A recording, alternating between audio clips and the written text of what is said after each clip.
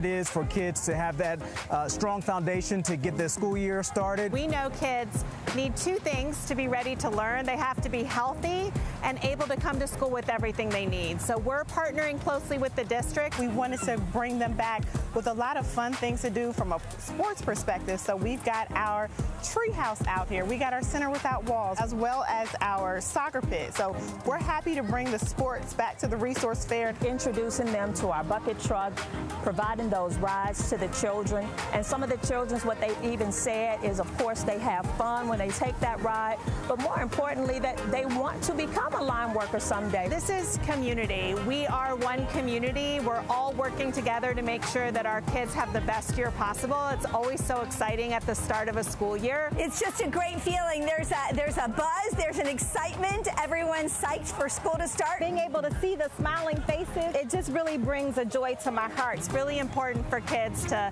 show up day one of school so that they are welcome, they get to meet their classmates, their teacher, and just really celebrate the fact that they're, back and that we're ready for a good school year. Get into that back to school routine now. School comes at you fast, and my recommendation to kids as they're getting back to school is really to take it easy, take it slow. It's nerve-wracking for everyone. I think the most memorable interactions that I've had thus far are seeing our seniors come out to get their school supplies.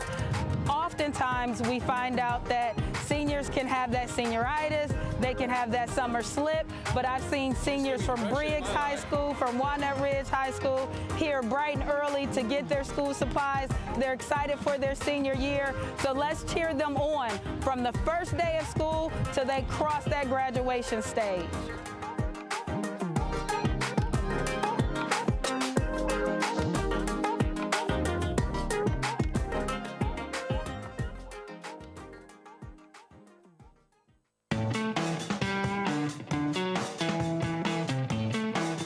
I used to get calls all the time from people asking me about the station. What kind of music do you play? And the canned format was adult album alternative. And so I asked the music director, what does that actually mean? And he said, we play the good stuff. That was the end of his explanation.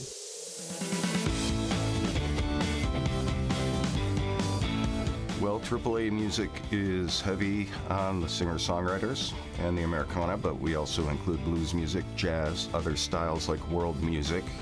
It's not the same songs every other hour. And in 90.5's case, it's not even the same songs each week. WCB is pretty unique with all the variety of music that we can play and the variety of shows that we have. We've had John Prine, Ziggy Marley, Warren Haynes from the Allman Brothers. We have had Tedeschi Trucks. The list goes on and on. The thing that we have at WCBE is experts in music that know where the good stuff is. Homemade, locally produced programming is what we're all about, and just sort of sitting there and grooving out in a radio station, knowing that I'm doing the same thing with thousands of listeners across the state. I really dig that. I dig that sort of concept. We're all over the map. It's great music. You know, people that go, oh, I listen to everything. If you listen to everything, all you need to do is listen to us.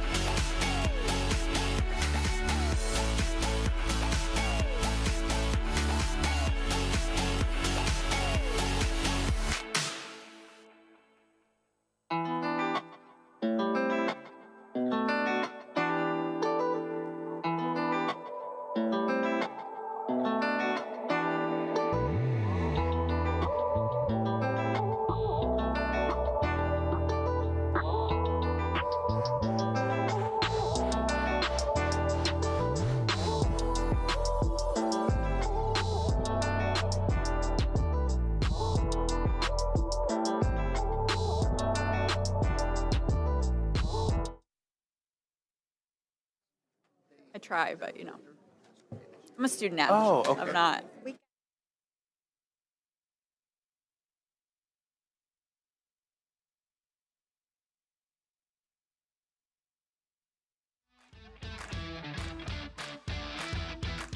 Greetings and welcome to this week.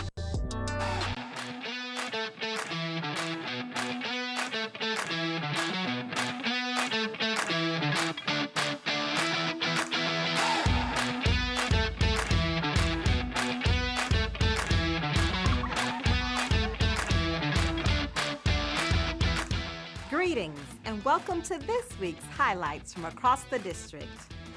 May is here and it's time to celebrate the incredible individuals who make Columbus City Schools a vibrant and supportive community. We began the month with Principal Appreciation Day on May 1st, honoring the leadership of our principals who guide and inspire our students. On May 2nd, we celebrated School Lunch Hero Day, recognizing our school nutrition staff who provide nutritious lunches that fuel our students, giving them the energy they need to thrive in the classroom. And yesterday, we kicked off Teacher Appreciation Week, highlighting the dedication of our teachers who shape the future of our students.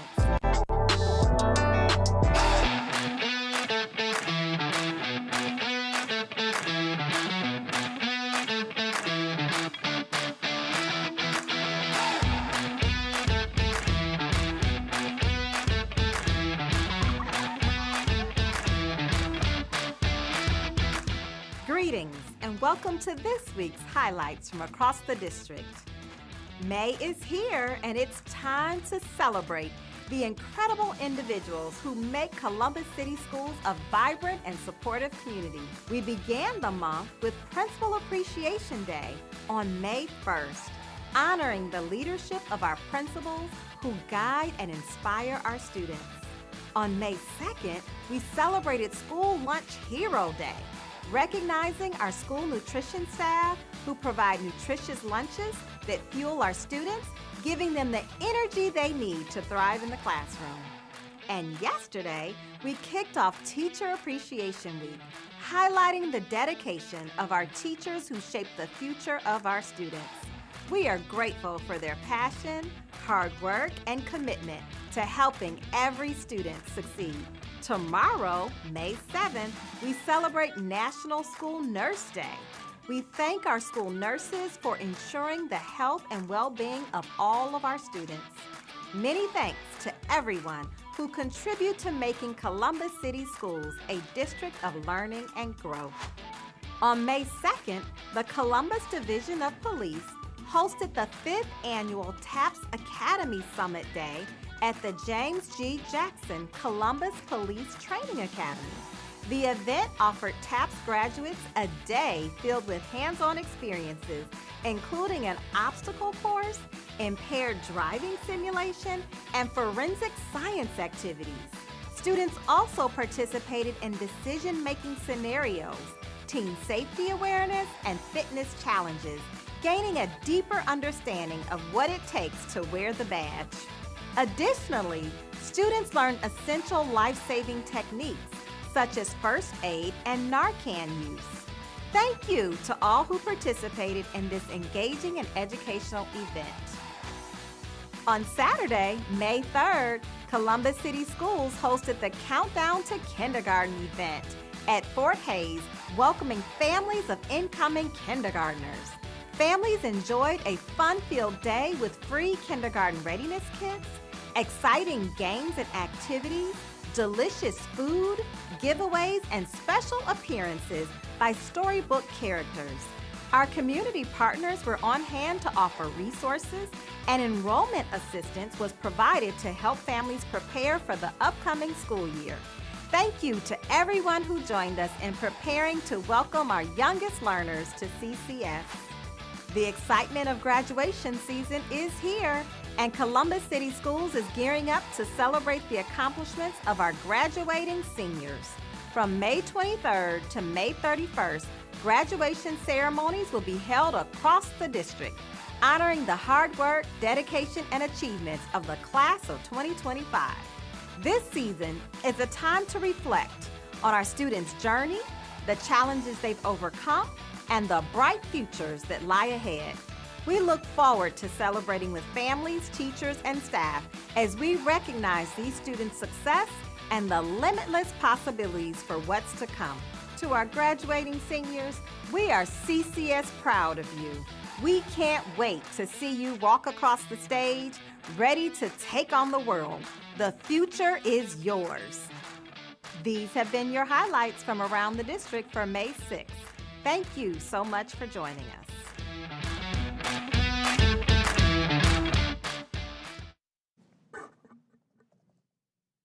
Good evening, everyone. Today is Tuesday, May 6th. Welcome to today's regular Columbus City School Board business meeting. May we call the roll? Yes, sir. Vice President Adair? Present. President Cole? Here. Ms. Ingles? Here. Dr. Pierce? Ms. Reyes? Here. Mr. Simmons? Present. Ms. Vera? Here. You have a quorum. All right. Can we stand for the pledge, please?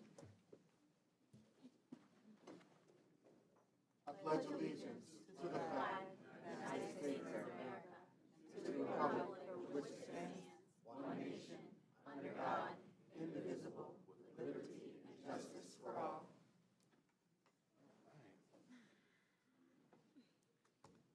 Okay, so today we have a pretty active agenda. We will begin with Section 3, which is welcoming our one speaker for public comment. After that, we'll go into board matters from 4.1 to 4.6, where we will receive a couple of updates, one from our treasurer and one from our esteemed superintendent.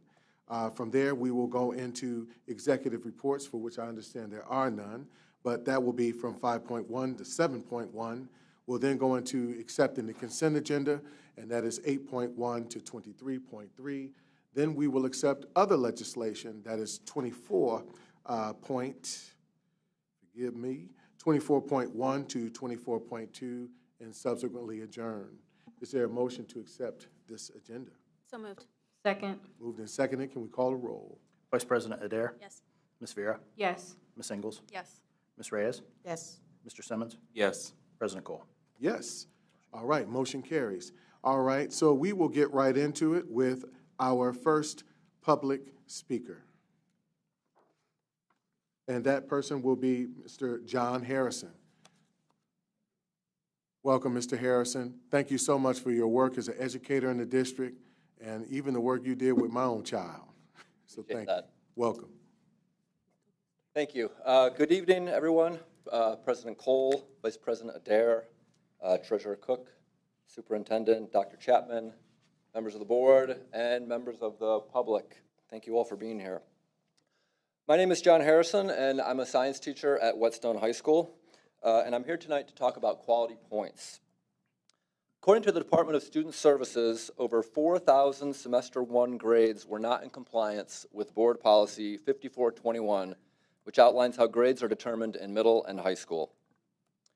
There are roughly 25,000 students in grades 6 through 12, so by rough estimate, perhaps 1 in 6 kids had an incorrect grade this past semester. The root of this problem, in my opinion, is quality points, a complicated and burdensome system that, to my knowledge, is used by no other school districts. Over 4,000 incorrect grades during just one semester. So in the decade that CCS has used quality points, the number of incorrect grades surely must total tens of thousands. Why are we using such an error-prone grading system? I'm here today to ask the board to end the quality points grading system. I created a survey to ask other CCS teachers what they thought about quality points, and here are the highlights from the 25 responses that I received. Most teachers had strong negative opinions towards quality points. For example, over 90% of the teachers responded that the quality point system is not fair, is not a reasonable standard for students, and is inconsistent with the Board of Education's philosophy that, quote, grades will accurately reflect students' learning and mastery in a course. What's the problem? Given that few teachers give exams, a student only needs to earn a D in 1 quarter in order to be guaranteed a passing grade for the semester, even if they get a 0 the next quarter. One teacher commented, "Some students have learned to game the system. They will do enough work to pass one quarter with a D, then do absolutely nothing the next quarter." Another teacher said, "I feel like I'm being forced to lose what's left of my integrity." With teacher morale at historic lows, getting rid of quality points should be a step in the right direction. But how would it impact our students? Most teachers believe the elimination of quality points would cause some bumps initially in the road.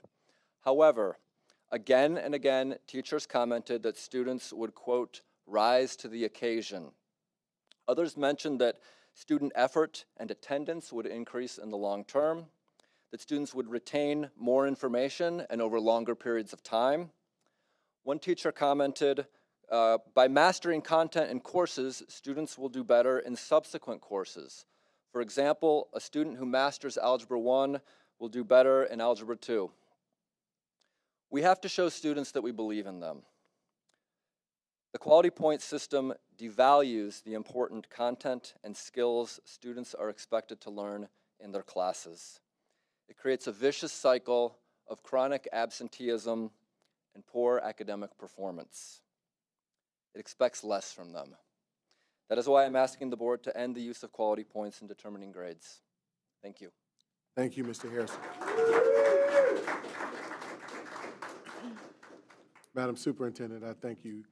At some point, I think that we would like to learn a little bit more about this system. I think it'll be helpful for us to get a deeper sense of what the wins are and what the challenges are to this system.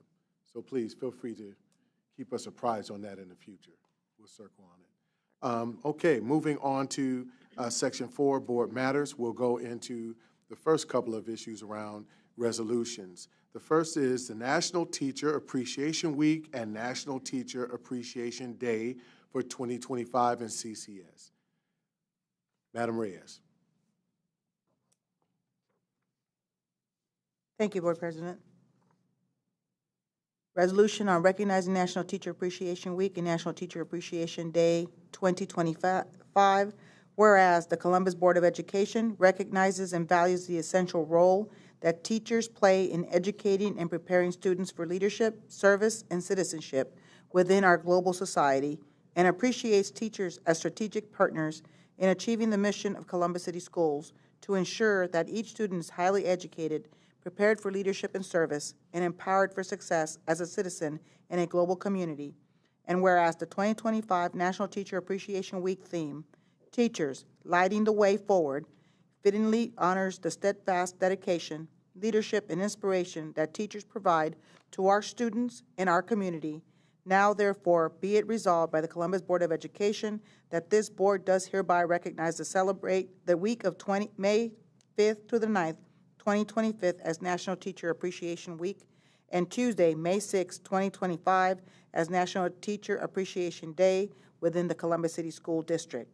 And be it further resolved that the board expresses its profound appreciation and gratitude to each of the district's teachers for their unwavering commitment to improving the lives of our students, strengthening our families, and enhancing the community we proudly call home. Is that a motion? Yes. Is there a second? Motioned and seconded. Can we call the roll? Ms. Vera? Yes. Ms. Ingles? Yes. Dr. Pierce? Yes. Ms. Reyes? Yes. Mr. Simmons? Yes. President Cole? Yes. Vice President Adair? Yes. All right, thank you. Motion passes. All right. Is there opportunity? Can we have Mr. Coneglio, CEA team, teachers. Can you all please feel wonderfully comfortable to approach the podium and offer a few words to us?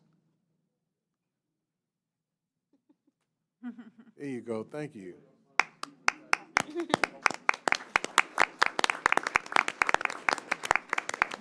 President Cole, Vice President Dare, honorable board members, thank you so much for the resolution. My name is John Coniglio. I represent 4,500 of the most amazing professionals. I always say the best part about my job is as I get the opportunity to go from building to building and see the work that our teachers do. And they are dedicated and they're here to work, and we appreciate your resolution. Thank you so much. Thank you. Are there any additional words from anyone else? All right. Keep it short and sweet. There you go. Michael, Ramona's. Yeah, let's do it. Welcome. We're going to do a group picture very quickly with you guys. I wanted to try and get it out.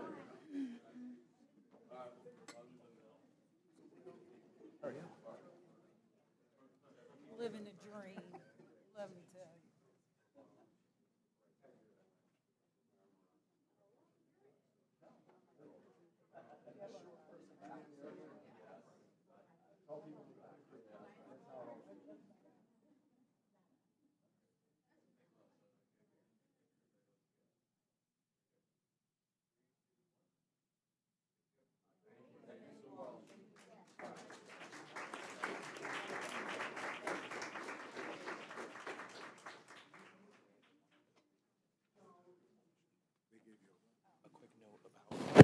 Just you had asked me, Okay. All right. Thank you again for your service and dedication to our students. Moving on, we will go to honoring School Nurses Week and School Nurses Day 2025 and recognizing Deb Strauss's induction as a Fellow of the National Academy of School Nurses. Yes, sir. Mr. Simmons? I have it. Oh, you have it. I'm sorry. That's okay. Vice President? Yes. I would welcome, before I read the resolution, Deb Strauss, Michelle Klein, and all of our school nurses to come up in front to be recognized. So it is my honor and privilege to present the resolution to honor School Nurses Week, School Nurses Day, and recognize Deb Strauss for her induction as a Fellow of the National Academy of School Nurses. Whereas the week of May 6th through 10th, 2025 is designated as National School Nurses Week, and Wednesday, May 7th, 2025 is recognized as National School Nurses Day, honoring the critical role that school nurses play in supporting student health and academic achievement. And whereas the 2025 theme, School Nurses, Advocates for Every Student's Health, underscores the essential role that school nurses play in creating safe, healthy learning environments. And whereas school nurses in Columbus City Schools advance the district's mission to prepare students to be responsible, productive citizens who are capable of succeeding in a global society through their daily work in safeguarding the physical and emotional well-being of students. And whereas Deb Strauss, in addition to her work as a school nurse, has served as the district's emergency preparedness specialist, helping guide Columbus City Schools through health crisis and shaping critical policies to protect students and families.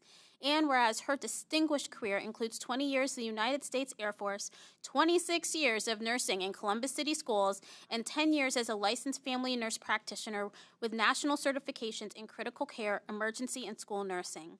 And whereas Ms. Strauss's leadership has made a lasting impact at the local, state, and national levels, most notably through her authorship of Disaster Preparedness for School Nurses Part 2, which helped establish the school emergency triage training program now used in schools across the country.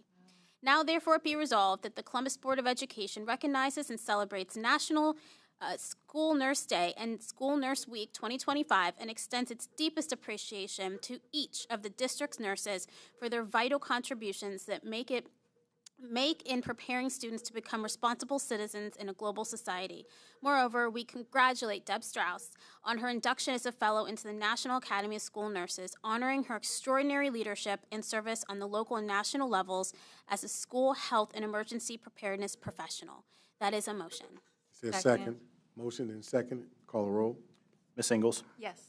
Dr. Pierce? Yes. Ms. Reyes? Yes. Mr. Simmons? Yes. Vice President Adair?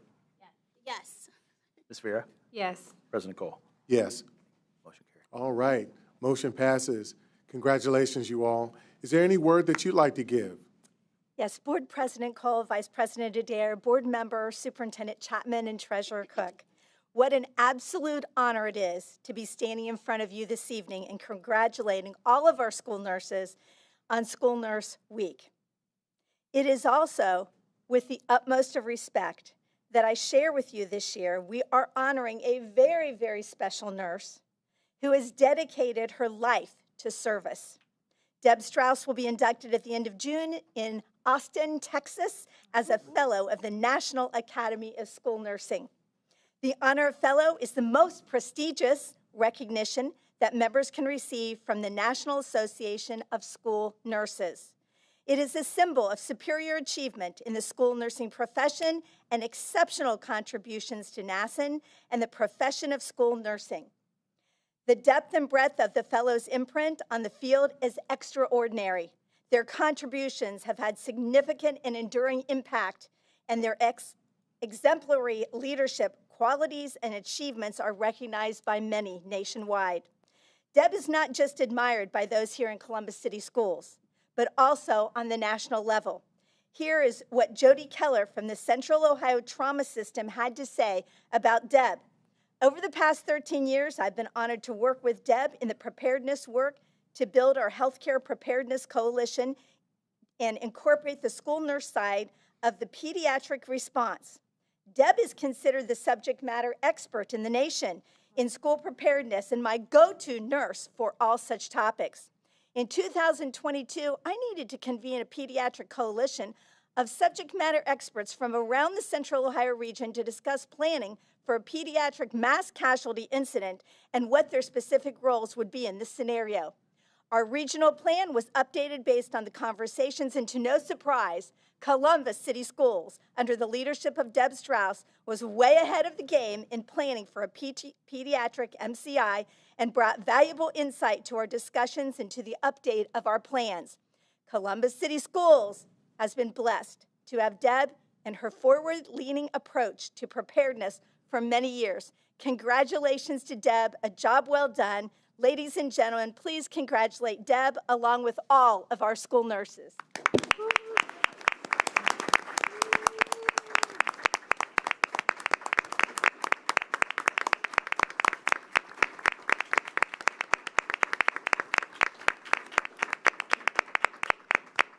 Thank you so much to everyone for recognizing the award within the district as well. It means a lot to me, and I've put a lot of my life and career into making sure that we are really ready to go. And as I say all the time, you know, would our nurses know what to do without all that training? They would, because they're nurses and they would be able to do it. But now they can do it better and more efficiently and with confidence. And that's what we were going for.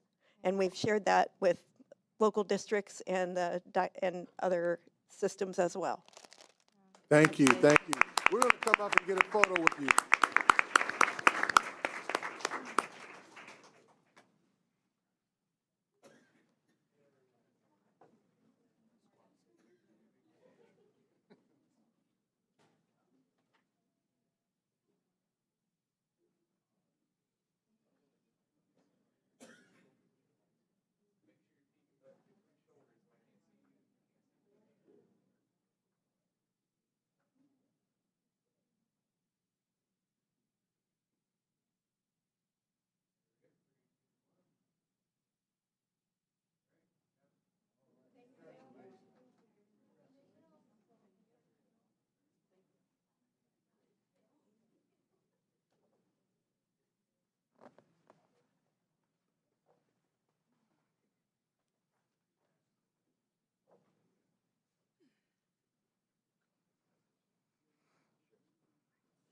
Yeah, give it to James, please.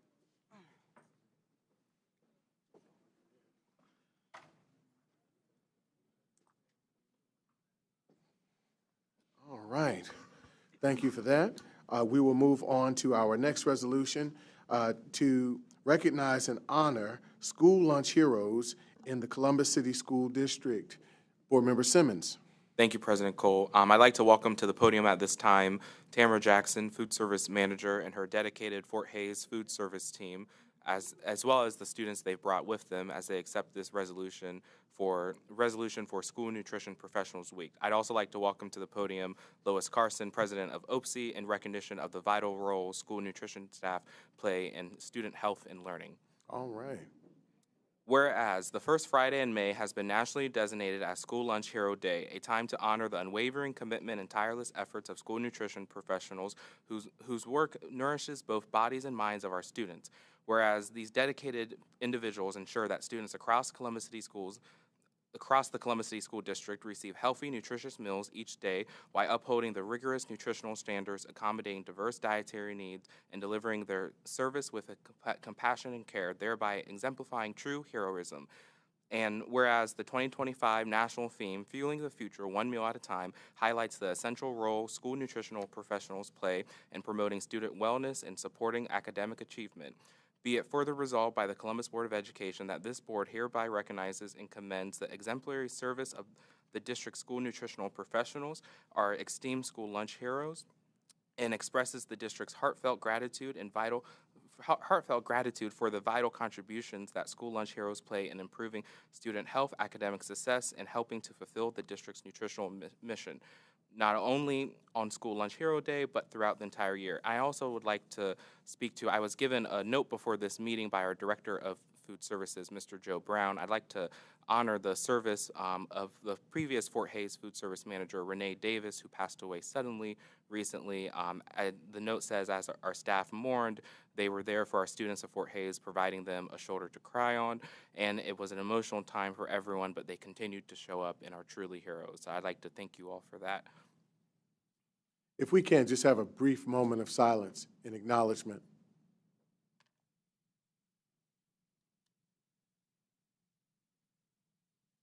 Thank you.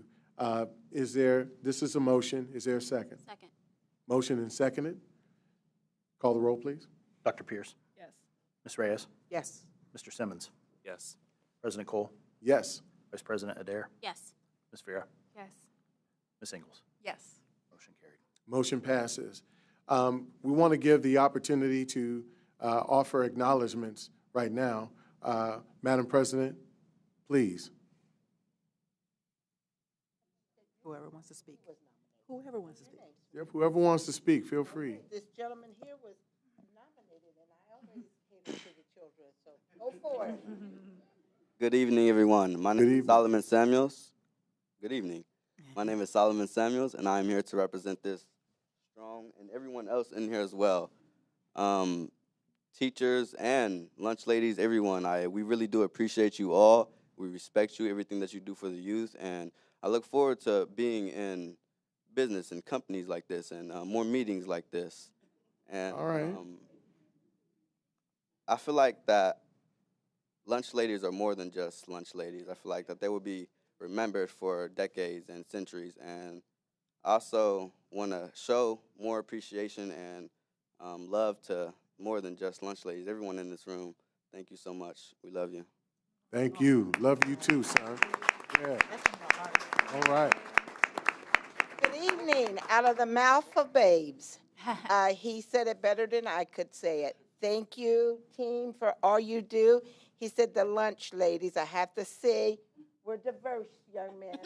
We have ladies and gentlemen who serve our children on a daily basis, so I don't want to get calls tomorrow that I forgot to include the guys. So I'm going to include the guys for you, okay, baby? Okay, we got this. We got this. And like that young man said, he too someday would like to sit in an arena like this. So that is why we do what we do, because people don't think that children or young adults in the schools are looking at the food service staff, the custodian, the bus drivers, the secretaries, the account clerks, all the folks that do the work behind the scene. Well, I'm here once again this evening to tell you they watch us, they look after us, they respect us, and they support us, and they too one day can either be standing here as a state president of a fine ASME union or as a board member, and they too can say that they were a proud product of Columbus City Schools. So don't you guys forget, you're a proud product of Columbus City School, and don't let nobody tell you Any that you different. didn't come from an awesome school district. That's right. Thank you.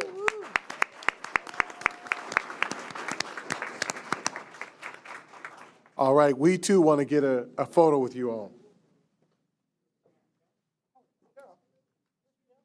Joe, you hiding. Joe, come back up here, please.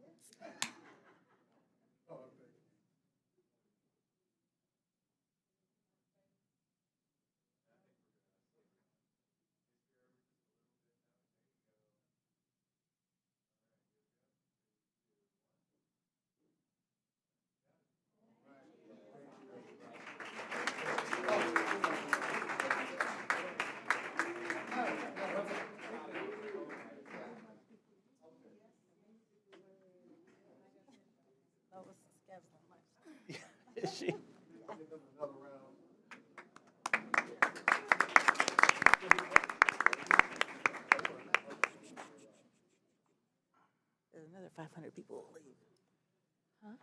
I think these acknowledgements are so very important. I love this, almost as much as I love the commencements, the opportunity to really celebrate achievement and celebrate human beings gifting the best of who they are to others. We're going to continue that with one more resolution that I will read. I would like to invite to the stage, or to the podium, excuse me, Annette Tooman,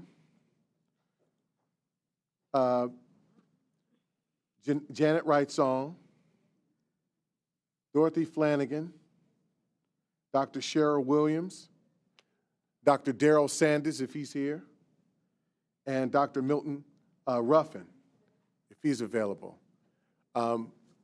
This is an acknowledgement of recognition and honor to celebrate school principals for their leadership and dedication to the Columbus City School District. I'm going to read just a few of the whereases and then the conclusion. Whereas principals serve as leaders of the school communities, setting academic vision, inspiring staff, fostering strong family and community partnerships, and ensuring safe, nurturing environments where students and educators thrive. And whereas the School Board of Education wishes to express its heartfelt appreciation to all school principals for their standing contributions throughout the year and acknowledges their continued efforts in fulfilling the district's vision of becoming a world-class model of public education. Whereas, be it further resolved by the Board of Columbus City School Education that this board does hereby recognize, honor, and celebrate the contributions of each of the principals in the Columbus City School District, not only on May 1st, but through the year, and extends its deepest appreciation for their service, with special appreciation for those principals retiring. And I'm sad to see a few of y'all go, Miss Wright-Song. Yes. Sad to see a few of y'all go, definitely. But retiring in 2025 for their exceptional leadership and enduring legacy. Thank you so much. This is a motion. Is there a second? Second. Motion and second, and can we call the roll, please? Ms. Reyes? Yes. Mr. Simmons? Yes. President Cole? Yes. Vice President Adair? Yes. Ms. Vera? Yes. Ms. Ingles? Yes. Dr. Pierce? Yes. Motion carried. Thank you. Motion passes. So I just want to say, before you offer words, I've watched all three of you demonstrate phenomenal leadership in a school building. Notes that I have personally taken myself and how I should behave and think through and perform in this role. So thank you so much for your service and leadership. Please, anyone who's ready to speak, the floor is open.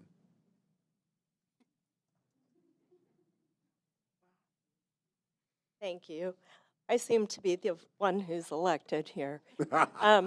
Also, as a representative of the Columbus Administrators Association, many of our colleagues that are not here that are retiring, we thank you. And this has certainly been our honor and pleasure to serve the students of Columbus City Schools. Thank you. Thank you. Thank you. All right. Come on up. There you go. This is dangerous, as Mr. Nelson will tell you. No, seriously, I have counted a privilege and an honor to serve Columbus City Schools for 34 years, 25 plus as an administrator. And I feel like my vision of creating the conditions where students can learn and teachers can teach it's coming true. So thank you for the honor and the privilege to serve the students of Columbus City Schools. Thank you. There you go. Come on up. And I haven't been doing this as long as some of my other colleagues. I've only been doing this for about 14 years. But, think about these last 14 years, and this has been the honor of my life. And like I tell my staff, I said, they're the ones. My staff and my students are the ones that I get up every morning. I make my way to work, whether I'm feeling the best or not. The other thing being that I am also a proud graduate of Columbus City Schools. Right. I'm looking at my Beechcroft students back here. I'm a Northland Viking and a proud graduate. So I just thank God for the honor to be able to give back, from the district that I'm a product of. But thank you, everyone. Just thank you for this honor. You're quite welcome. We'd like to get a photo with you as well, please.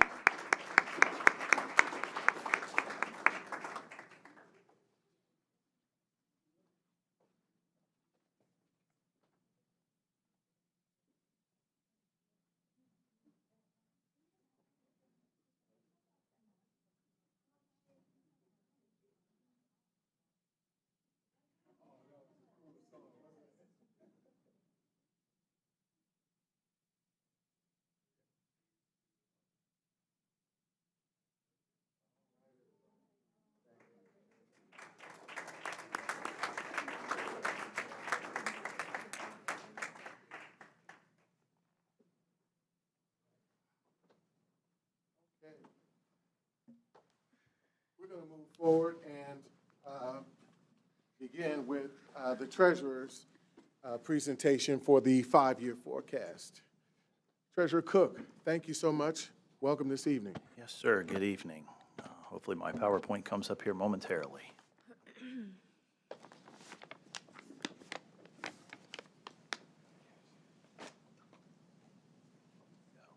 All right.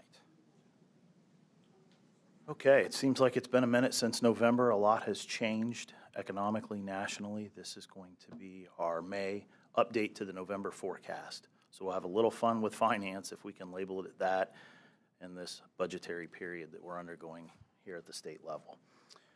Before we get to the numbers, I want to remind the board that the 5-year forecast is like a painting. It's a snapshot of what we know today. The 5-year forecast, it's viewed as a key management tool, and it needs to be updated periodically. We're required by law to do that in November and again here in May. It's very important to note that in a 5-year forecast, the numbers only tell a small part of the story. For the numbers to be meaningful, we have to review and consider the notes and assumptions. I've provided those to the board. They will be available publicly on our website.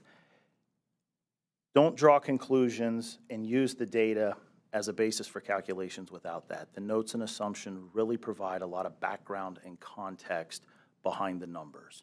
Those paint the picture and tell the narrative. The 5-year forecast is a tool for management teams to examine future year projections and identify when challenges will arise. That's exactly what we're going through right now with this period of uncertainty around the state budget. This helps our district management team, the superintendent, the treasurer, and the Board of Education to meet those challenges. Why does it matter? It's a tool to engage the Board of Education and our community in long-range planning and discussions of the financial issues that we face as a school district. Secondarily, it serves as a basis for the 412 certificate, for contracts, for services, for our labor partner agreements that we have to reach every several years. It allows me to certify that the funds are available to meet those obligations. It's a legal requirement. And lastly, it's a tool for the Ohio Department of Education and the Auditor of State's office to identify districts that may have financial problems on the horizon. The forecast is divided into 2 sections, revenue and expenditures. On the revenue side, 74.5% of our revenue comes from our local taxpayers. Approximately 22.3% comes from the state of Ohio. Another 3.2% is non-operating. So we're very close to that 80-20 split that we've continued to talk about and we continue to see since we first did that forecast in November. On the expenditure side of the equation, it's primarily salaries, wages, and benefits. Personnel services are 83.7%, almost 84% of our budget. That is the single largest item of expenditures for the district. It makes sense because we're in the people business. In fact, tonight we honored a lot of those outstanding people. That's what we take pride in. That's what drives our expenditures. That's the focus of what we do, the people and our students.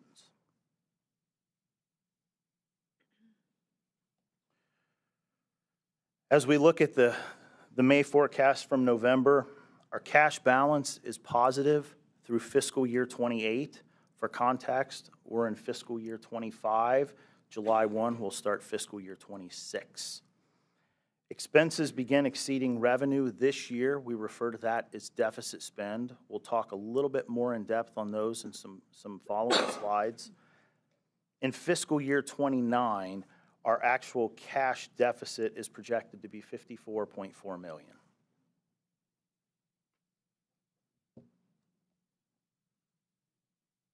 From our November 24 forecast to our May 25 forecast, projected cash balances increased just under $115 million. We'll talk about those changes in future slides. Primarily driven, again, 84% of our budget is salaries and benefits, and we made a change in March that made a substantial impact there.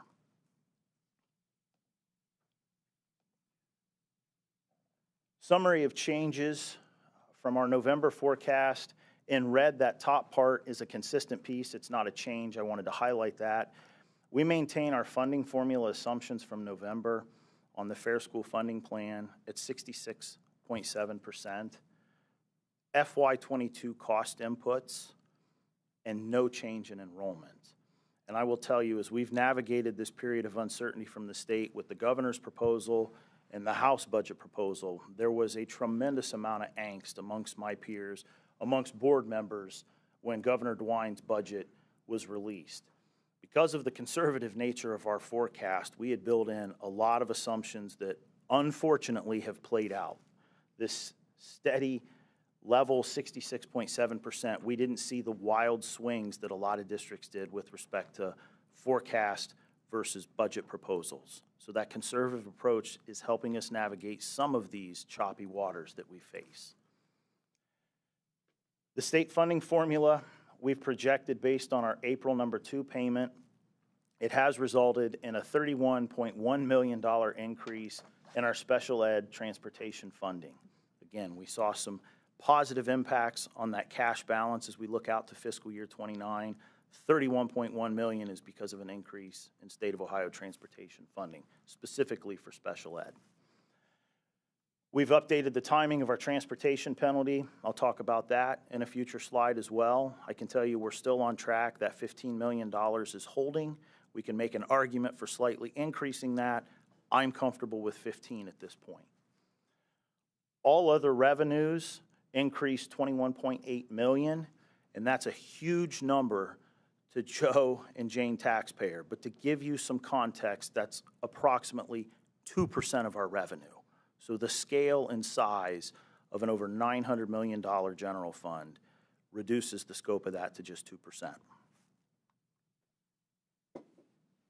Transportation penalty. There's a $7.5 million increase related to the delay of the transportation penalty expected from this year to next fiscal year.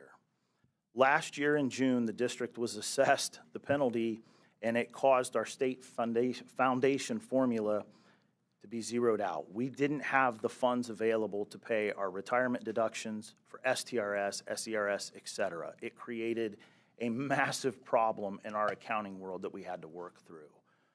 So I reached out to the Department of Education and Workforce earlier this year and said, we really need to avoid this at all costs. Is there any way for you to work with us?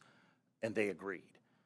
So we'll be able to avoid that zeroing out of our foundation formula, but what it really translates to is we're on an installment plan with them. They're going to space those deductions out as we go through the end of this fiscal year and then carry our FY25 penalty into FY26. Last year in September, I received a $2.2 million penalty for FY24 that hit this fiscal year. So it's been somewhat taking place before, but that was due catching up with their backlog and assessing. This is us working together as a team to mitigate hiccups with accounting at the end of the fiscal year. We're projecting an FY25 that's going to be assessed this year, $5.3 million. Take the 2.2 with the 5.3, and we're at that $7.5 million. So carrying forward, we're going to have $7.5 million from this year that'll hit next year. In FY25, the projected penalty assessed for next year will total approximately $10 million. We're still forecasting $15 million. It's important to note that as we worked with Due on this penalty, their worst case scenario, not saying we'll hit it, but if we were to be penalized at what they calculate would be the worst case, it could rise to $17.5 million. I know there was a tremendous amount of pressure on the district with this. I was facing it. Let's ratchet that penalty down. It would not have made sense. We would have missed big because there's a small increase that is potentially out there depending on how this process plays out. $15 million is looking pretty sound at this point. We're going to continue that. Summary of changes on expenditures. Again, we talked about that cash balance improving substantially over November. $108 million of the decrease or increase in our cash balance from the decrease in expenditures is related to the revising of the assumptions of our annual increase from 2.5% to 1%. So the vast majority of that swing in our positive cash balance and the decrease in our forecasted expenditures is because we changed that assumption. So that accounts for the drastic swing.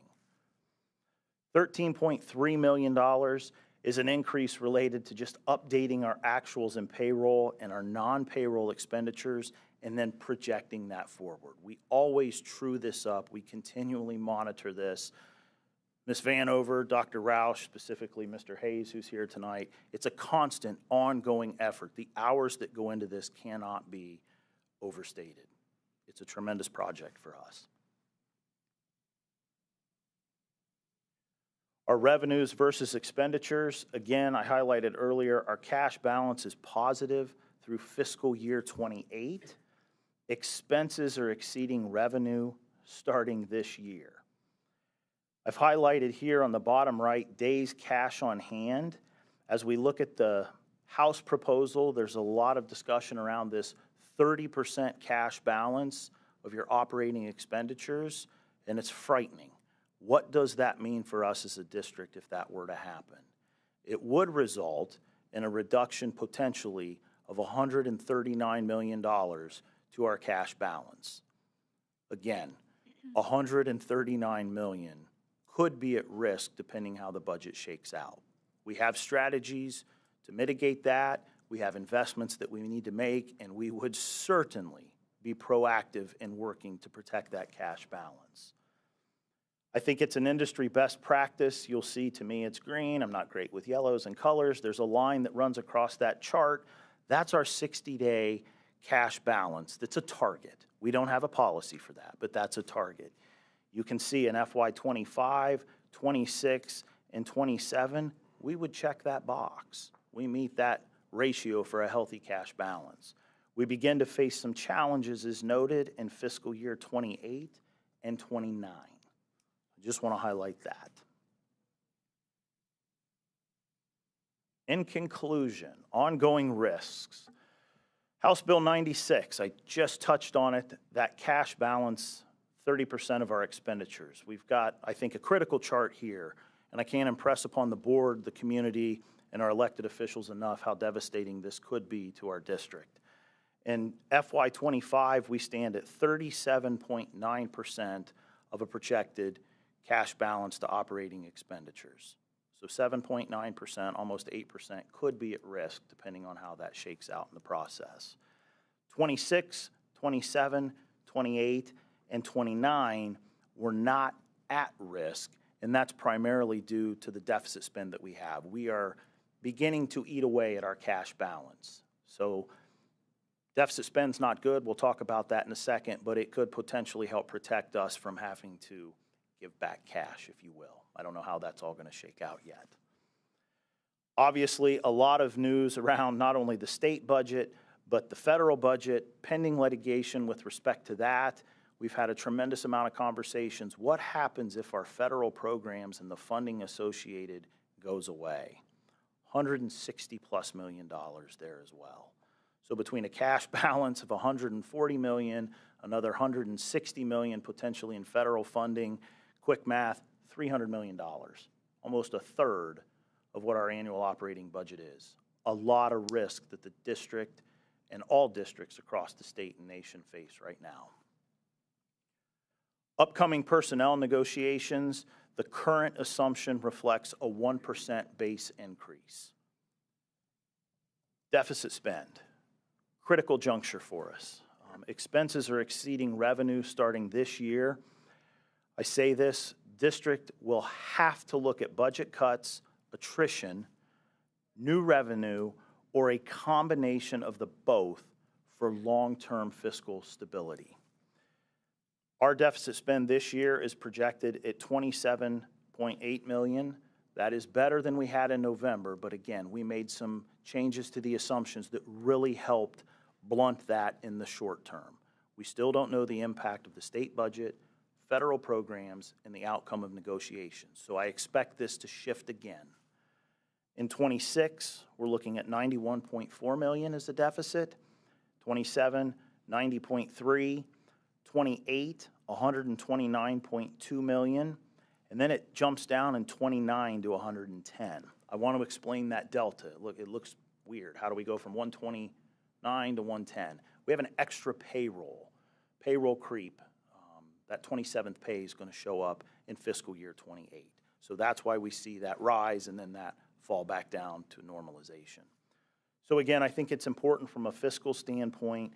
We have to begin to take a look at where we're going in the long term. We have deficit spend 5 years within our forecast now. We've made some changes to help that, but it still hasn't been quite enough yet. We're still beholden to the state to see what they do.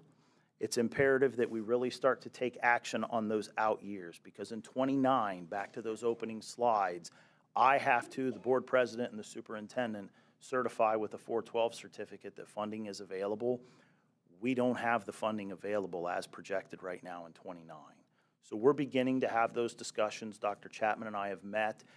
Again, it's a key tool for us. It's a critical tool for the board, and it's imperative that the community understand the risks and challenges we face, both statewide and nationally, that add up to this. With that, any questions? Before I open the floor up, I want to make sure I make a very quick announcement. That announcement is that we will be hosting, Columbus City Schools will be hosting a town hall discussion at East High School tomorrow between the hours of 6 and 8 p.m. We'll have a panel of, esteemed guests who will be talking about this very issue. My Vice President, Madam Adair. In addition to that, we'll have State Senator Herschel Craig. We'll have State Representative Manira Abdullahi. We'll also have State Representative Dontavius Geralds. And in addition to that, we'll also have State Representative Beryl Brown Pickle Antonio. And also, of course, our treasurer, our superintendent, will take part in this as well. I'll kick it off. But I want to make sure that we announce this again, East High tomorrow between 6 and 8 p.m. You are all welcome to come and learn about how this is actually impacting the school district. Thank you, Mr. Treasurer. I open the floor. Any questions? We have one. I'll start at the end. No, we can start with that one. Please feel free to go ahead, Ms. Ingalls. So this 5-year forecast, you said, was based on the idea that the funding model would be intact. How do you understand the state budget to be with regard to whether or not the funding formula exists? And if that funding formula exists or does not exist, how that could impact schools like Columbus City Schools' ability to forecast finances in the future? Wonderful question. We will also talk about this tomorrow night. It's frightening from a school district treasurer standpoint. The way the bill is written presently, the funding formula is still there. However, there is language that says the Department of Education and Workforce cannot fund that formula. In a sense, it's gone. It's sunsetted. What this means for me, and I lived these days early on in my career, is we're back to residual budgeting.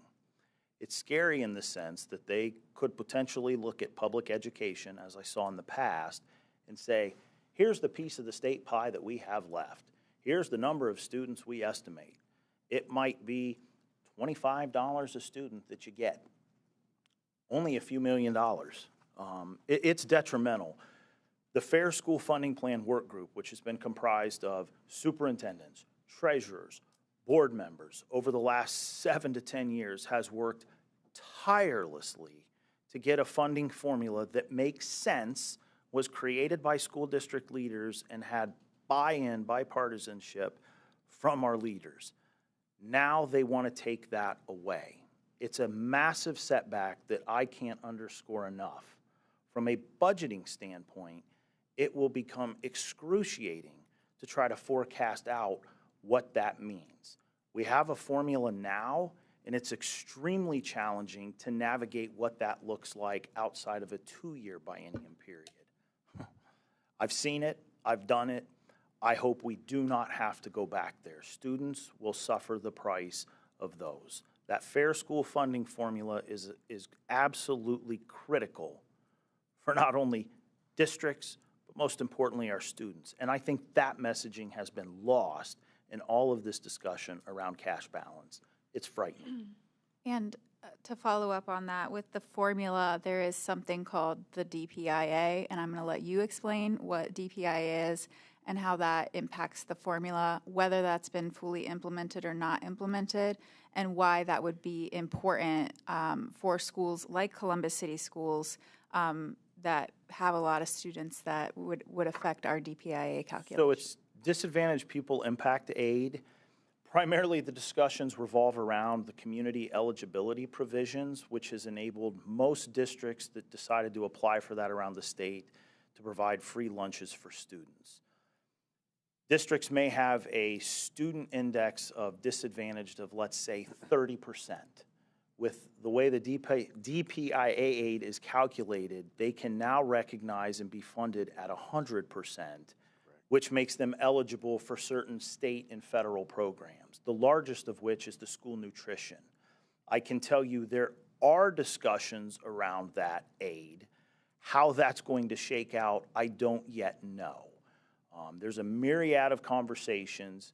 Again, I'd say it has been impactful not only in the classroom through the aid, but nutritionally as well. I think there's substantial evidence, and I'm getting a little bit out of the fiscal wheelhouse, that hungry students don't perform as well. Probably impacts things like academic achievement and student discipline. This has been a huge boon and positive impact for students. If that were to go away, there's much more at stake than just fiscal, but we would certainly feel an impact. That calculation spreads throughout. There's a ripple effect amongst other programs as well, depending on where you're at on eligibility and your percentage. So it could have a wide-ranging impact, not only on our lunchroom programs, but others as well. Again, clearly being discussed, clearly being looked at. I don't have any clarity on it yet. Thank you, Mr. Treasurer. I want to move to Dr. Pierce. Sure. That was a great teaser for tomorrow's panel discussion and dialogue in terms of how state policy are going to affect the spending of our district. For a second, if we could focus on our district and the 5-year forecast that you just presented. So in your presentation, you mentioned that we are going to need to make some cuts in the future. Those cuts specifically coming in FY27, FY28. Is that a correct timeline? 27 would be an accurate characterization. All right. So if we're thinking about the cuts that need to be made in FY27 or discussions, let's say discussions that need to be had so we can move forward in a very proactive way. How can our board discuss the launching or the starting of those conversations in ways that will engage not just the board, our administration, your team, but also our community? I think it's a start here tonight as we look at the impact and the challenges that we face. I know Dr. Chapman and I have met and begun to have those discussions internally. I think once her team has had more discussions with my budget team, and they've met twice now, they'll form a solid plan, a course of action, and then begin to bring that forward at the board level.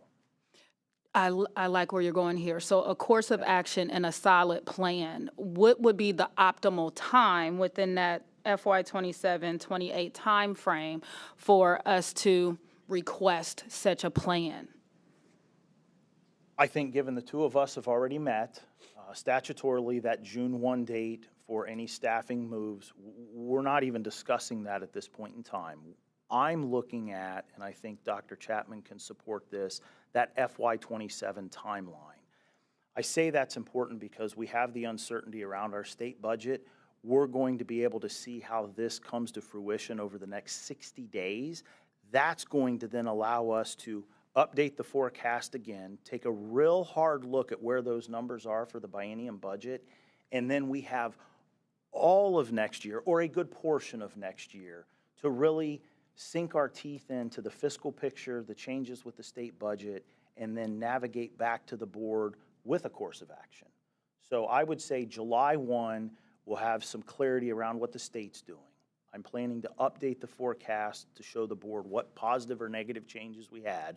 Certainly Dr. Chapman and I, as we navigate the summer months, get back to school, will escalate and increase the level of our conversations. That's my desire.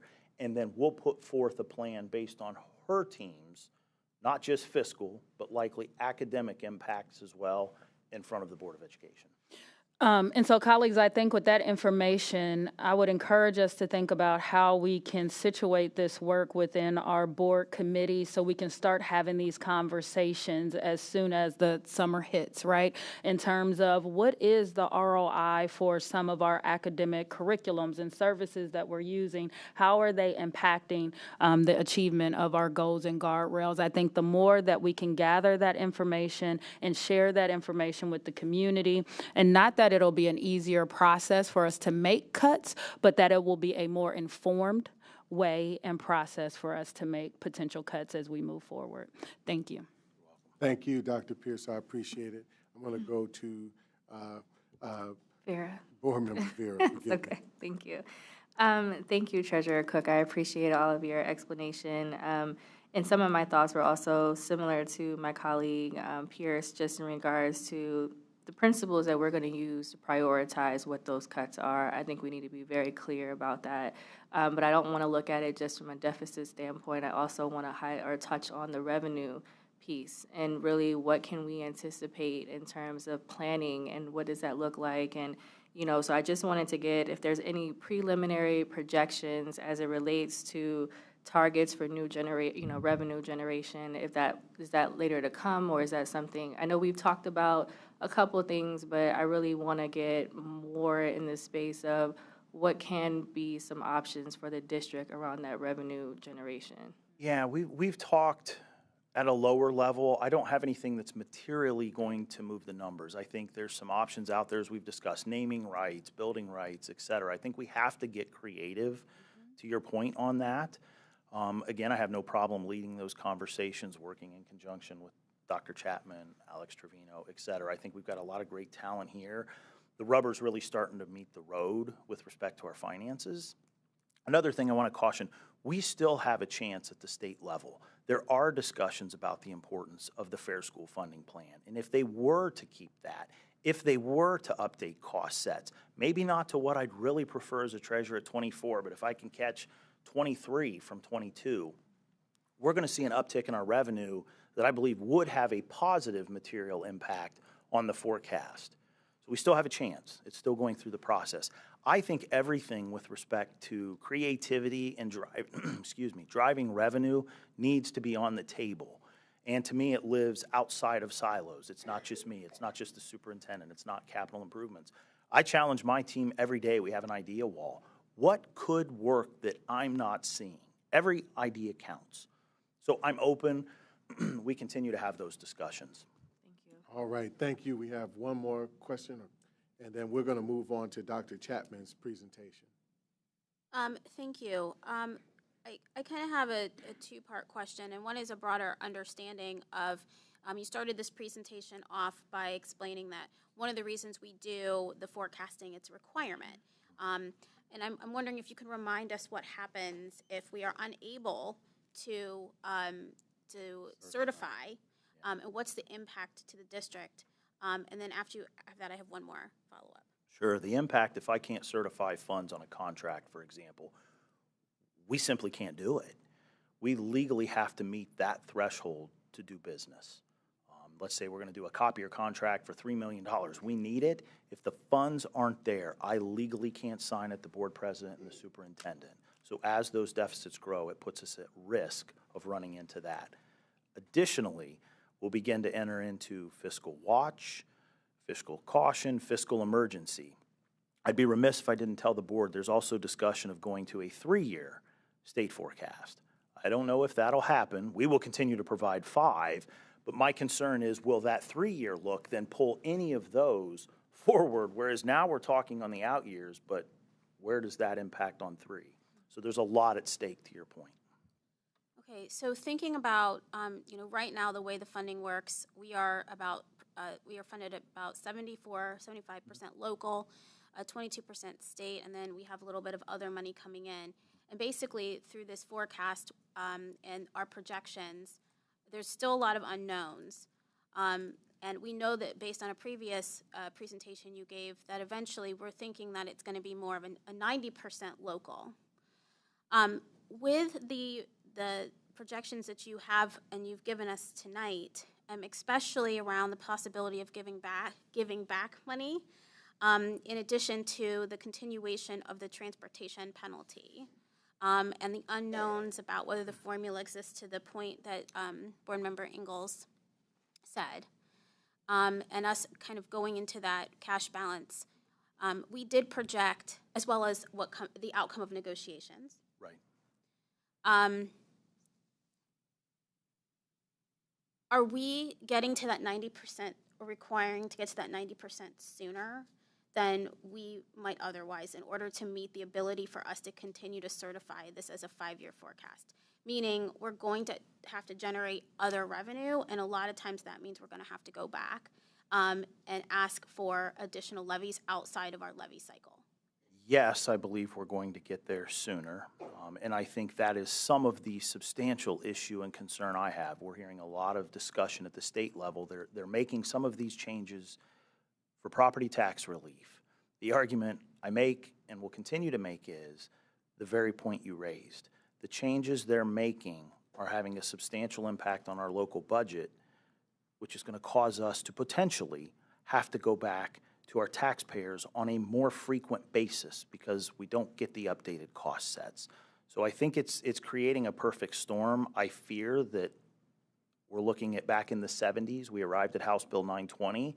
I understand the pain that we've all felt with the reevaluations, but quick and hasty legislation could compound the problem and drive us to the ballot every 2 years. Not saying that's where we're at. I'm saying that's where, if things don't go in a positive manner, it could offset the very argument they're trying to make.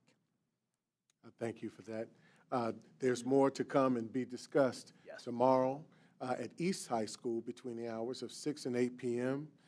All are invited. I look forward to seeing you all there as a part of a rich discussion with a panel about the implications of this current biennial budget. Thank you. Thank you.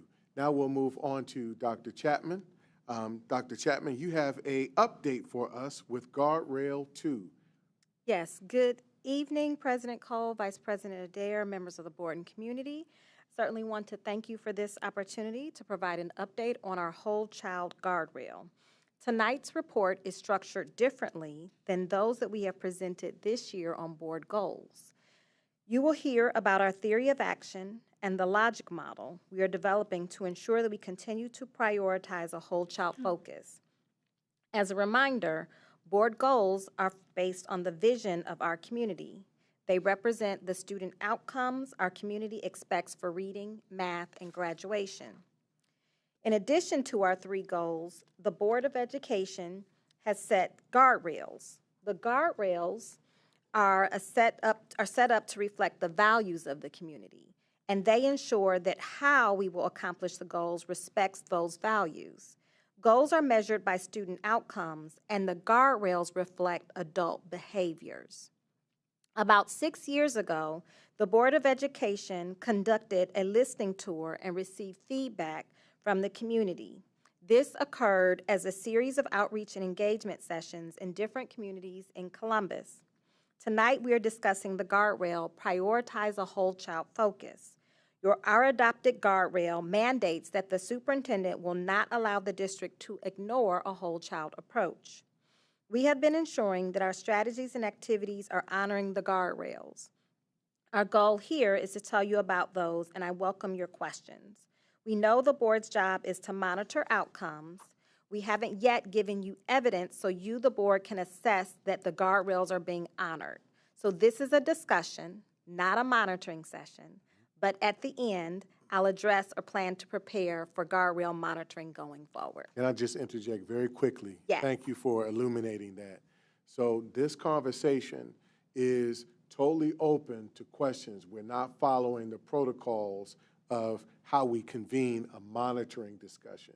This is open. So if there is opportunity to offer, some wise counsel or give some measure of guidance, you are free, and the floor is open for you to be able to do that, okay? Thank you, Dr. Chapman. Certainly. As we have updated our strategic plan to align with board goals, we see that our whole child focus is described in the strategic plan as one where we develop systems to create strong, healthy learning communities in which students and staff feel a sense of belonging and wellness. In addition to addressing the academic needs of our students, we also prioritize social-emotional supports. Our school counselors, school social workers, and school nurses are assigned to provide support services beyond what our teachers provide. We will be setting metrics. You all right? Got the giggles. I'm so excited about this report. There you go, there you go. Cannot contain Joy in the it. work. Joy in the work. It's Love great it. work, and it brings me Love immense it. joy. Good recovery. Joy in the work. Joy in the work. Love it. Go ahead. Oh, boy. We can take a break if you need a break. Okay. We will be setting new metrics and baselines based on our aligned strategic initiatives. This slide represents our theory of action around whole child. Relationships are the foundation of our work. If we focus on developing practices that lead to positive relationships, school culture and climate will improve. As school climate improves, students and adults will want to be in attendance. Improved attendance increases the likelihood of academic success for all students, and academic success ensures our students progress from one grade level to the next and graduate prepared to succeed in life. We are grateful for the support of the Columbus community, whose resources allow us to go beyond academic instruction and also address the social-emotional needs of students and staff. As a result of this commitment, we were able to retain 90 school counselors, 18 social workers, and 10 attendance program specialists who had previously been funded by ESSER. In addition, we're able to provide restorative practices training to school teams and department staff and utilize the Panorama survey data to study our progress.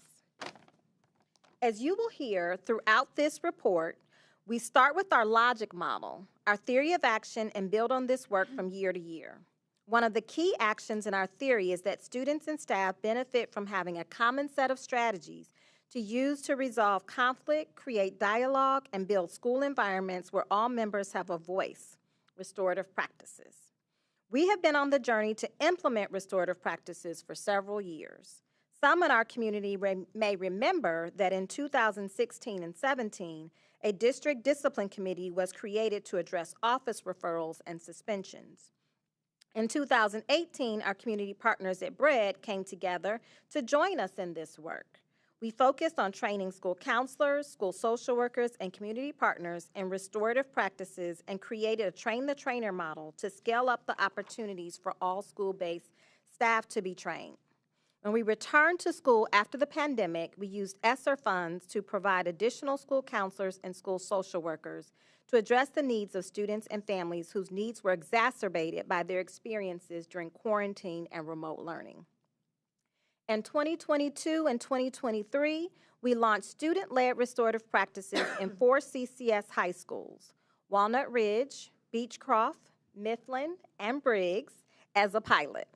That work is continuing to build momentum and beginning to have an impact on those school communities. I am now going to invite Dr. Danita Thornton, our Executive Director of Whole Child Supports, to share more about our work to prioritize the whole child. And with her this evening, we have 3 of our high school students that have joined us today. And please extend some grace to our high school students. As you know, they have a very early morning. Many of them have been up since 5:30 a.m.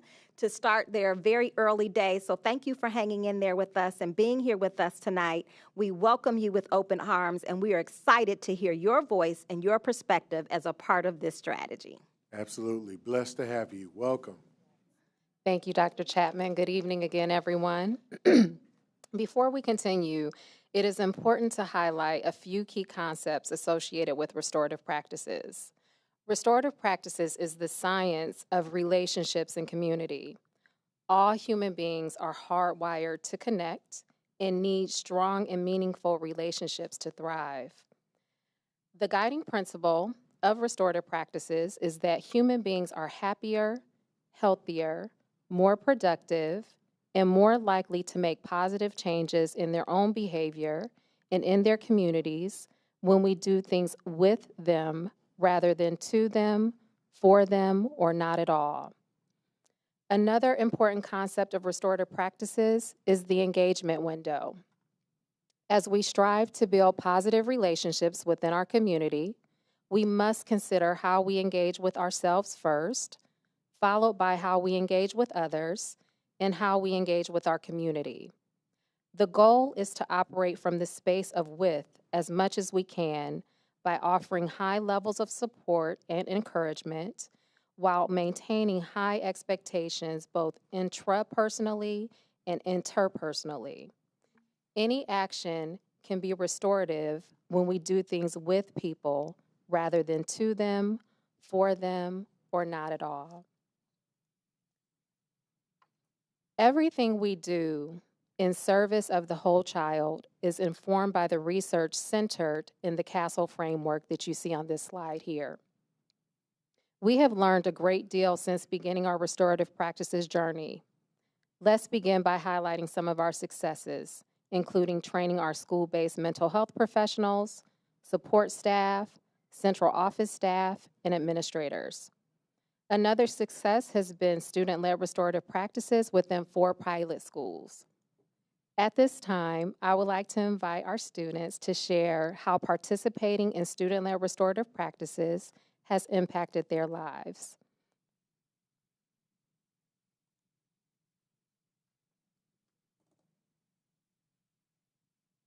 Good evening. Good evening. Hi and good evening. Hi and good evening. My name is Fawad Ben-Gura, and I'm a junior at Beechcroft High School. And today, I'll be telling you about how student-led restorative practices has affected me. And I'll tell you about the 2 skills I gained from participating and practicing student-led restorative practices. These 2 skills go hand in hand. Number 1, student-led restorative practices has taught me leadership skills that I use every day in my school and my community. All the work I've done in student-led restorative practices, like planning community circles, workshops with students and adults, and mediations, has taught me how to be a great listener and leader. Number 2, I learned community bonding skills from student-led restorative practices. Doing community circles at my school has allowed me to know more and more students at Beechcroft High School. And it also allowed me to know people in my community with our partnership with City of Columbus Reroute. We've been doing community circles at rec centers. In conclusion, SLRP has taught me in order to be a great leader, I have to understand my community and be a part of my community. And the fun games that we play in community circles allows us to put our guards down and build trust. I'll leave you with this. In order for our schools to thrive and succeed, we need to empower our young scholars with SLRP. Let's do the amazing to be amazing. Beechcroft amazing. Thank you for listening. All right.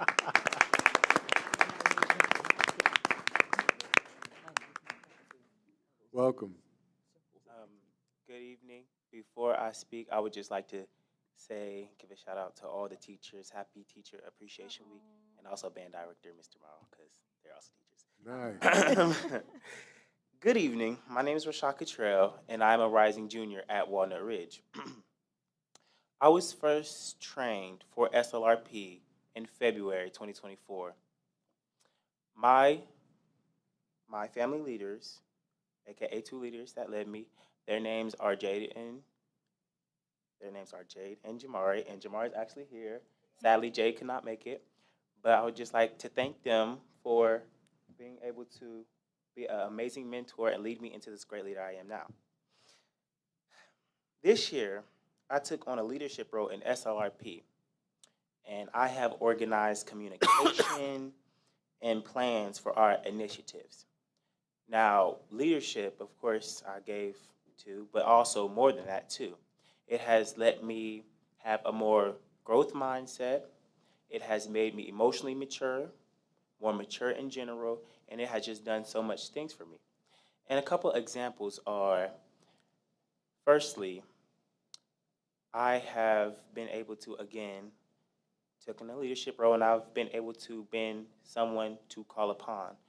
So whenever admin needs help, they would call upon me. Like recently, they called upon me to help boost the Panorama scores, and I helped with that. And also, there was also a recent situation where a student at Walnut Ridge was being bullied by another student from a different school, and I called upon a teacher to kind of sort of look into it, and usually people, or maybe even myself, will not do that, so that's where the growth mindset. So I have just grown so much.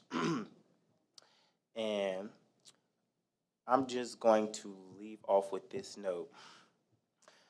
Without SLRP, I would just be another voiceless student. And I want you all to think about that.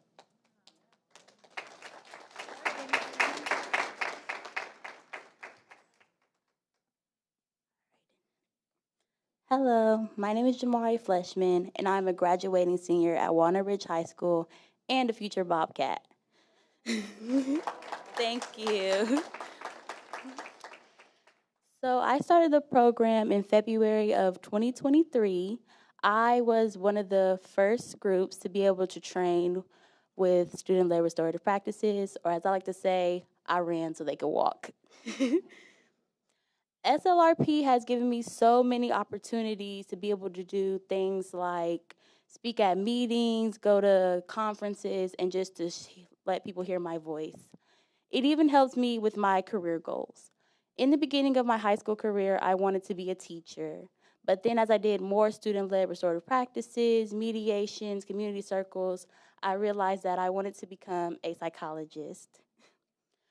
Many of the things that I've done with student-led are very, very important, and it shows in my school, in my community, and just with my friends in general. Thank you, Rashad, for that shout out. Today I learned that I trained everybody that's with us today, so it's really just been a really great experience for me. And I just want to leave you all with that because of student-led restorative practices, I am the portrait of a graduate for CCS.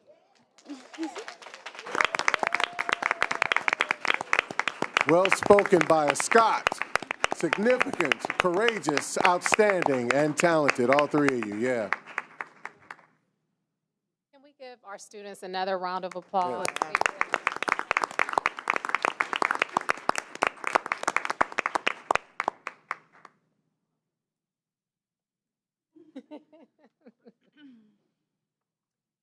Our team is currently working to build adult capacity by increasing awareness through restorative practices videos, and sharing tools and resources on the Columbus City Schools Restorative Practices website. We have added training opportunities for our departments and school teams throughout spring and summer 2025. This year, we sought to create more options for school teams to participate in training during their building professional development days. I am proud to announce that we had 11 schools take advantage of this opportunity, which allowed administrators, teachers, and staff to engage together. This year, we furthered our efforts to support school teams in learning how to apply restorative practices by offering 6 professional learning sessions called Putting Theory into Practice. These monthly sessions allow school principals, school-based mental health professionals, and additional support staff ongoing coaching and feedback. Additionally, we collaborated with our partners at the International Institute for Restorative Practices to conduct focus groups to develop a strategic plan for training and implementation, which I will share on the next slide. Based upon feedback from our district leadership team and data from our One Needs assessment, we will train administrators, including building principals, assistant principals, and leadership interns, as well as central office personnel. Cohort 2 training is focused on school teams, including our teachers, secretarial and custodial staff. Our intention is for everyone working within our school communities to grow together by participating in the 2-day training. Cohort 3 includes our students. We want to ensure that both students and adults receive the foundational skills to truly make CCS a restorative district. This slide is an example of how restorative practices and social emotional learning are part of a tiered system of support, positive behavioral interventions and supports, also referred to as PBIS. We often get questions about how restorative practices and social emotional learning align with PBIS. This graphic is visual representation of how these initiatives are well aligned. In classrooms across the district, teachers are using classroom circles to help build a sense of community. We see this in Tier 1 universal supports highlighted in green, which applies to all students. Within Tier 2 supports, highlighted in yellow, we may see circles such as peer conferencing and problem-solving circles for students requiring additional support. Several teachers also use check-in and check-out with students at Tier 2. And finally, in Tier 3, reflected in red, intensive supports are provided for students with more complex needs. Teachers may use the reintegration circle or a restorative conference to support students' return to learn. The Restorative Practices Dashboard was designed to create data-driven tools that guide and monitor our restorative practices work. To date, 1,476 adults have participated in the 2-day Introduction to Restorative Practices training. We truly appreciate the investment made by this board and continue to require your support as we strive to have 100% of adults working within CCS trained in restorative practices. As I turn this presentation back to Dr. Chapman, I want to again remind our community that we are grounded in our logic model and theory of action, and that each year our district practices will deepen and strengthen through a commitment to continuous improvement. Guardrail updates like this give us an opportunity to make that learning visible. Thank you. Thank you. Thank you, Dr. Thornton. Thank you to our students who are here with us.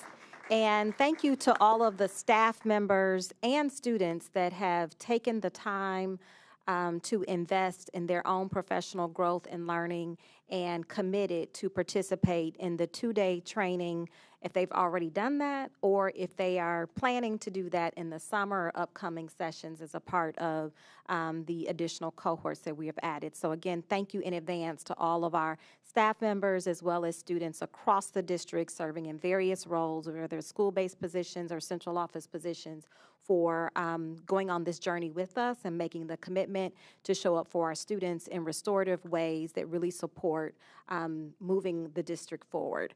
And in closing, we'll certainly take time for questions, but I just want to remind that, going forward, we will be working to equip the board to monitor the guardrails as a part of our board monitoring calendar and our student outcomes focused governance model. So we are working to create aligned, measurable interim guardrails, and we'll bring those back to the board for acceptance by October so that our board can continue to monitor the guardrails following the board monitoring calendar. So we'll certainly continue to work on that. We'll be bringing those metrics to the Academics and Facilities Committee to preview one guardrail at a time, and then bringing that back to the board for acceptance for how we monitor these and measure these guardrails. So more conversation will continue.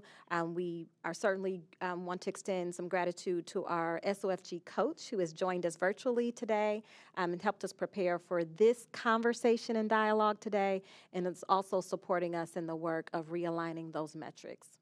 Thank you. This concludes our report, and we're certainly will entertain any questions that you have at this moment. All right, you took my thunder. I did want to acknowledge Mr. Sindel. Good evening, Sindel. Thank you so much again for joining us. Absolutely. He's also here to give us guidance and make sure we're on track and understanding what work needs to happen moving forward, and that's particularly around interim guardrails. We established the guardrails as the board, but the interim guardrails are thus the responsibility of the administration, particularly the superintendent. I'll open the floor for any questions at this point. Anyone? Yes, sir, Mr. Simmons. Thank you, President Cole. Dr. Chapman, you mentioned that you were in the process of developing those metrics, and I was just wondering if you could maybe share if there have been any bottlenecks or kind of hangups in developing those metrics and why it's kind of taken maybe a bit longer than some of us might have expected. Thank you, Board Member Simmons, for that question. It's a combination of several factors. The number one X factor is time. As you know, these discussions take time. It was really important when we looked at our goals, we started with updating our goals. And so you have been a part of those conversations of updating our board goals, and so next we went to the guardrails. But what we needed to do was really hash out our strategic plan and priorities and reset those priorities so that we can ensure that we are focusing on that these guardrails, we continue to measure them in ways that make the most sense and really truly reflect the work that's happening in our schools and across the district. So I certainly want to thank the board for the opportunity to reset those guardrails and metrics so that it makes sense. As you know, that prior to, we had lots of different plans going on, and that did not ensure coherence or alignment across the entire organization. We had strategies in our strategic plan, we had strategies in our goals and guardrails, we had other strategies of work that was prioritized by the board, and all of that didn't live in one document. We certainly think that we're in a better place now of being able to have greater alignment and coherence so that we can move the work further, faster. So the strategic plan has been updated? We have updated the strategic plan. We had provided some feedback and received some feedback from the board around the guardrails, and we are committed to the same guardrails, so those will not change, right? Our board goals have not changed. Our guardrails have not changed. How we measure those guardrails will be a future conversation that we'll be having with the board to ensure that we're on the same page. But the strategic plan has changed, or at least has been updated? It's been updated, yes. Are you able to share that with the board? Yes. Thank you. And absolutely. Then my next question is, My next question is around it's more for our board leadership around the equitable resources monitoring. I just wanted to uplift again, as I did at our last monitoring, or this is not a monitoring conversation, but at our previous monitoring conversation, I asked about when we might be able to get that calendared again. It was originally slated for December. We missed it, but we haven't came back to that guardrail since. And so I just wanted to update or uplift that once again, that we still need to talk about our equitable resources guardrail. Okay. Reyes. Brittany, Lord have mercy. Board Member Reyes. Having problems. Good evening. You're good. You have a question? Yes, real brief. Thank you. Thank you for the presentation. Thank you to the students. You guys did awesome. Really, really, it's like, wow. Dr. Chapman, my question is, as we're looking at the rollout, how is there a plan to implement this or provide this training to the organizations, the adults that do work with our students within the district? Yeah, so we have done some partnership with other organizations. I know that that has been, they've offered, because once you have a certified trainer, anyone can participate in the training. So we have shared space, we shared trainers with some other partner organizations in the community, and certainly we would be more than willing to invite others to join us. Specifically, thank you for that. Specifically, like our city years, The organizations our youth, that are although, working yeah, that are directly already with our working with us. But I do like the first answer, because I know there's organizations within our community that could benefit from this training, where we have volunteer opportunities for our high school students. As they're coming into our spaces, it would be advisable or a good thing for those nonprofits, those organizations that are taking in our students to understand what our students are learning. Because I was actually sitting here with Board Member Vera. I was like, I might have to take one of you to my building. We definitely need some of that training within some of our organizations. So I appreciate that. Thank you. All right. Is there any additional question? What I will add, and thank you so much for this presentation, this update. I think it's very important for us to get a good sense of a level set of how things are started. I realize a lot of work has gone into this, and I totally honor it. So thank you all, and thank you. As we consider the interim guardrails and the development of that moving forward in a way that is smart, using those metrics around, all of the things that are measurable, attainable, all of that. I think it's important for us to get a good idea, one, of where students are with this. How does this apply to them? How does this apply to them in a way that they get to have a surveyed opportunity to share where they are with not only restorative practices, but as you illuminated earlier in your report, you circled culture and climate within buildings. I think their feedback is essential. I know that we currently have a document that was done by engagement to gauge students about their opinions about the district. You can get that from engagement. But we started that last year. We actually started that process. I'd like to see how we continue that and integrate that in as a metric. The other piece I think is important is, what is this adult impact on behavior, on attendance? In a very brief conversation I had with our youngsters here, they shared that some of them are seeing some sort of a small impact in their school building with regards to that. But I think that that's a notable metric to gather about where this adult impact is actually happening. So for me, this is a significant thing I'd love to hand off to you all as consideration for interim goals and interim guardrails. Thank you. Thank you again. Thank you to our amazing students who joined us tonight and stuck it out with us for this evening's presentation. Dr. Thornton, thank you. And again, for all of our staff that are watching, thank you again for your commitment to this strategy. And we look forward to learning alongside you in the next year, in the summer, future trainings, as well as in the fall. So you all can see how this strategy brings us all so much joy. All right. Thank you. Thank you all. and you guys are definitely free to go. Thank you so Have much. a good night. Thank you. Yes, get home safely.